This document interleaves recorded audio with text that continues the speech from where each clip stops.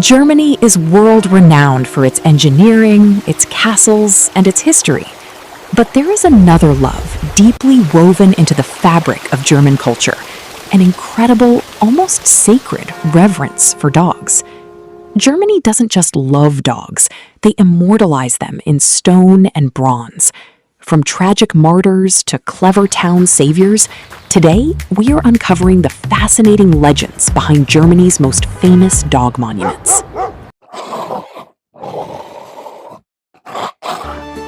Our first stop takes us to the historic region of Kraichgau in the Rhenish Palatinate, to a small town called Bretten. Here, a dark and confusing legend gave birth to a popular German phrase: "It may happen to you like the dog of Bretten."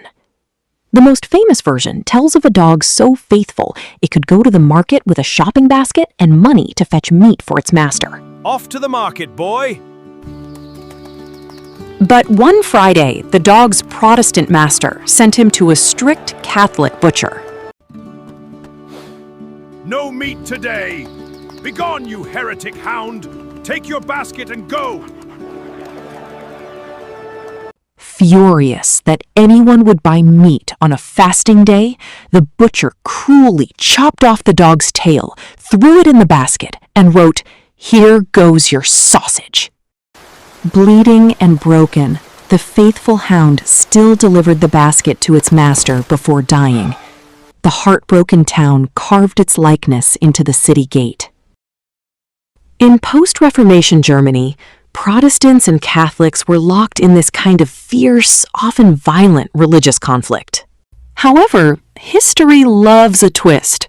Another version claims the dog was actually a thief, punished justly for stealing meat. But the residents prefer a third, far more heroic legend. In 1504, during the siege of Bretten by Württemberg troops, the town was starving. To trick the enemy, a clever councilman suggested fattening up a little dog with their last remaining food and releasing it outside the walls. We must feed the dog. Our last food must go to him. Then release him outside. The trick worked perfectly. Seeing the chubby dog, the enemy assumed the town had endless food supplies and abandoned the siege, though they pettily cut off the dog's tail out of spite. Such a fat dog. The town must have endless food supplies. We must abandon the siege. We must abandon the siege. Today, that heroic doggy still sits proudly atop the historical fountain in Melanchthonstrasse, a testament to how a dog saved a city.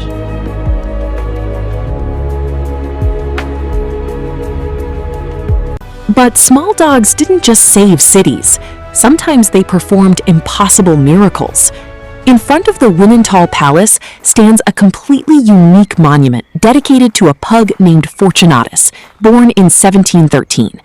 His master was Karl Alexander, Duke of Württemberg-Wimmental, a fierce field marshal fighting alongside the Austrian emperor to push the Ottoman Empire out of Europe.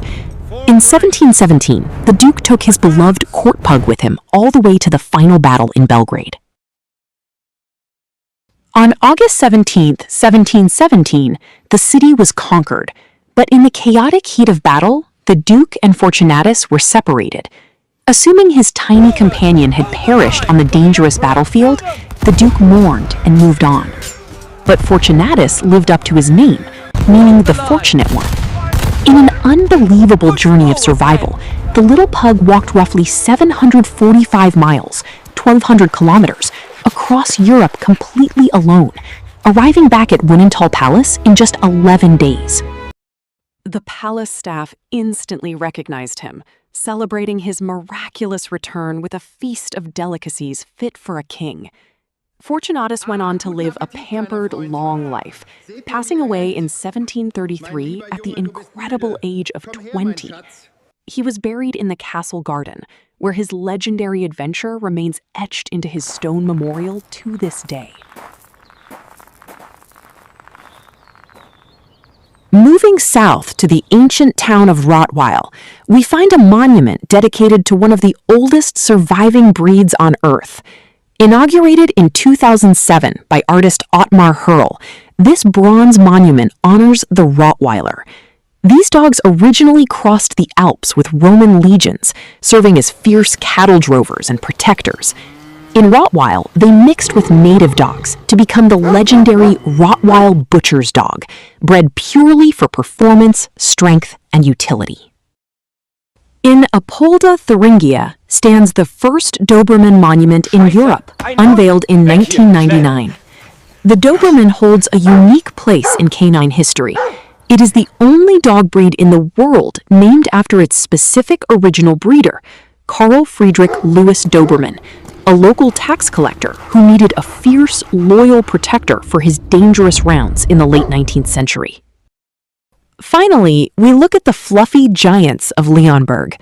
Created by breeder Heinrich Essig in the 1840s, these massive dogs were intentionally bred to mimic the lion on the town's coat of arms. But local myth goes deeper.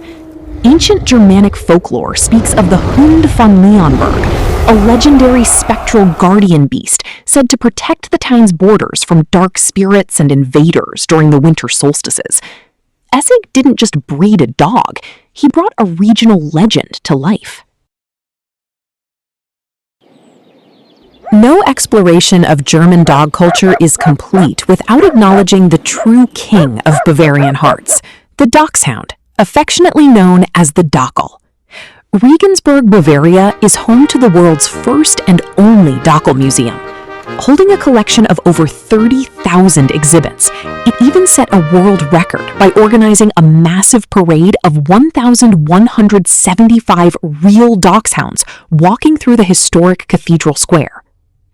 But the Dackel's fierce spirit has historically placed it at the center of high-stakes global politics. Take Kaiser Wilhelm II, who was utterly devoted to his notorious dachshund pair, Waddle and Hexel.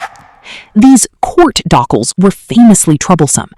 During an official state visit to Austria to meet Archduke Franz Ferdinand at his chateau, Waddle and Hexel caused an international incident by cornering and eating one of the Archduke's prized exotic golden pheasants. Because the dog was so deeply synonymous with the German national identity, the Dackel suffered immensely during World War I and II, routinely weaponized by Allied propaganda artists who drew the breed in Kaiser helmets to mock German militarism. Yet the breed's cultural resilience is unmatched. In 1972, to showcase a new era of peace, agility, and joy to the world, the Munich Olympics officially chose a colorful, striped dachshund named Waldy as the first ever official Olympic mascot. From war hero pugs to living myths, Germany's monuments show that dogs are more than pets. They are woven into the cultural soul. Yet, dog monuments are not unique to Germany. Across Europe, they stand as cherished memorials and treasured sculptures, from Russia to England, Norway to Italy. Which of these legends was your favorite? Let us know in the comments below. Hit that like button and subscribe for more journeys into the hidden corners of history.